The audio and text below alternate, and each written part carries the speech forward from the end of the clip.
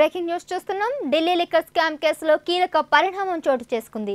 గతంలో ఈడీ కేసులో అప్రూవర్గా మారిన శరత్ చంద్రారెడ్డి సిబిఐ నమోదు చేసిన కేసులోనూ అప్రూవర్గా మారారు. సెక్షన్ 164 కింద సిబిఐ కోర్టులో వాంగ్మూలం ఇచ్చారు. ఆయన వాంగ్మూలాన్ని ప్రత్యేక కోర్టు జడ్జి నమోదు చేసుకున్నారు. దీంతో మద్యం వ్యవహారంలో సిబిఐ, ఈడీ వేర్వేరుగా నమోదు చేసిన 2 కేసుల్లోనూ శరత్ చంద్రారెడ్డి అప్రూవర్గా మారినట్లయింది.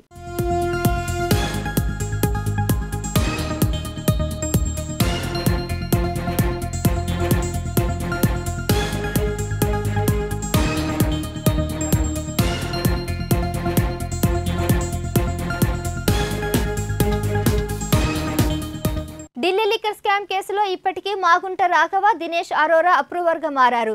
ఆ జాబితాలో శరత్ చంద్రారెడ్డి చేరారు.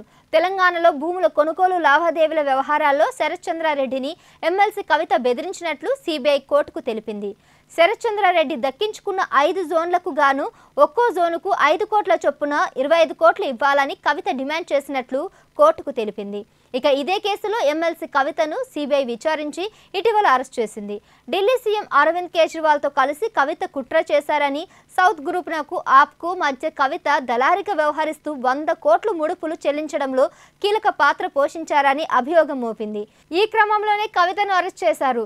కవితను 2 రోజుల సిబిఐ కస్టడీ తర్వాత ప్రత్యేక కోర్టు ఈ నెల 23 వరకు జ్యుడిషియల్ రిమాండ్కు పంపింది.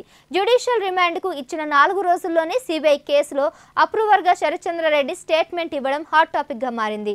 స్వయంగా నిందితులు అప్రూవర్గా మారి బెదిరిస్తేనే డబ్బులు ఇచ్చామని చెప్పడంతో కవితకు అనేక సమస్యలు చుట్టుముట్టినట్లుగా కనిపిస్తుంది.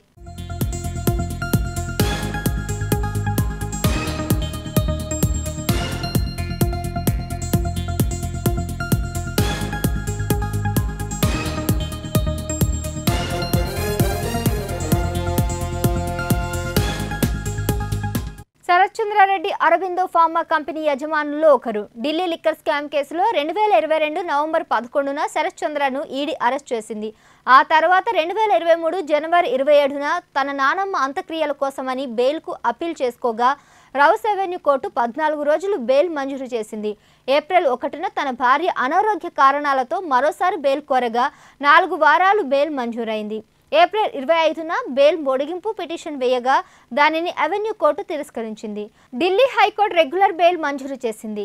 ఢిల్లీ లిక్కర్ కేసులో బెయిల్ వచ్చిన మొదటి వ్యక్తి శరత్ చంద్రారెడ్డి. అయితే శరత్ చంద్రారెడ్డికి చెందిన కంపెనీ పెద్ద ఎత్తున బీజేపీకి పొలిటికల్ బాండ్స్ రూపంలో డబ్బు చెల్లించిందని, అందుకే అతన్ని అరెస్ట్ చేయలేదని ఆమ్ ఆద్మీ ఆరోపిస్తుంది.